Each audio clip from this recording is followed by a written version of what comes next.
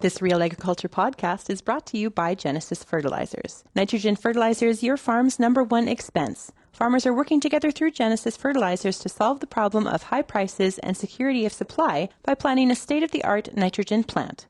Security and earnings through ownership is the solution. Visit Genesis today at genesisfertilizers.com to learn more.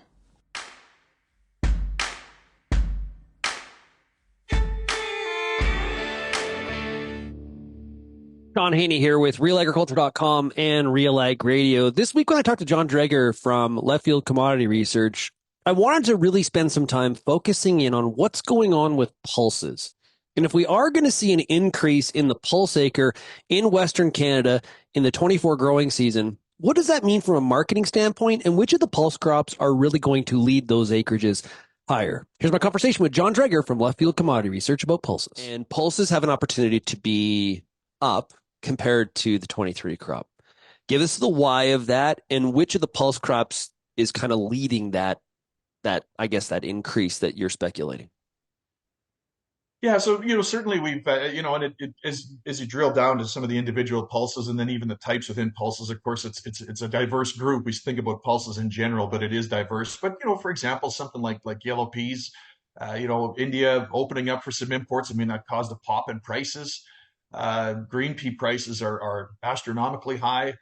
So we're going to see a bump in pea acres. Now, I don't know that we're going to see it, like from a historical perspective. I think pea acres actually won't be that high. We're looking for a bump of, maybe call it about 10% from last year. Percentage wise, that's a decent increase.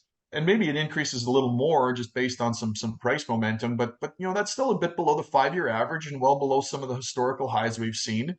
I think, again, it might be one of those where dryness and maybe now a market that is maybe having some positive momentum compared to, say, canola and some of the cereals that are softer, maybe that number ends up increasing a little bit. But, green peas, again, sky high prices, that's going to end up sort of leading a little bit in terms of those pea acres increasing. Lentil acres will be up there too. Green lentil prices just astronomically high. And so that is going to drag some additional acres in. So, we think lentils will be up about 5% odd. And again, that might be a bit on the low side, probably led by green lentils, just because those prices have just been phenomenal for old crops. So we sort of talk about this negative sentiment of these crop markets, and for most that is true, but certainly some of the pulses have had a bit of a better story here recently. And to the extent that impacts sentiment, and again, we talked about some of the dry conditions and just how those line up. Again, if we think about canola possibly, being a little on the high side based on what we thought, say, 3-4 weeks ago, well, maybe pulses have the potential to grab a little more ground here. Again, where we look at today, and things might change between now and when those final decisions get made. But are green lentils and green peas the most profitable crops in your calculations? Yeah, well, and on an old crop basis, they're extremely high. Now, of course, old crop values and new crop prices. I mean, there's that inverse, right? Which is normal for most crops at this time of year. So you're not going to, for example, see 70-cent new crop prices for large greens, even though old crop values are in that range. But certainly, even at new crop values, in terms of what's out there, they certainly rank really, really, really high relative to most other crops in those regions where they're grown. It might be even, for example, something seed availability and some of those things might put a little bit of a cap on acres.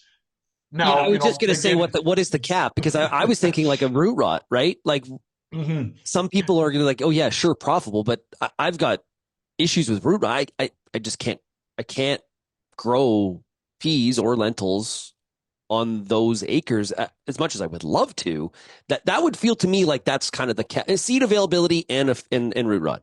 Yeah. Oh, and you're 100% right, Sean. And that's where kind of even at the beginning of our conversation, we talked a little bit about, you sort of, everyone's going to grow this or no one's going to grow that or whatever. I mean, honestly, from our perspective, that sentiment ends up swinging far wider. The sentiment pendulum swings much wider than what the actual on the ground plantings turn out to be for exactly that kind of reason, as you mentioned on the pulses. Yeah. On paper, the acreage increase probably should be much, much higher.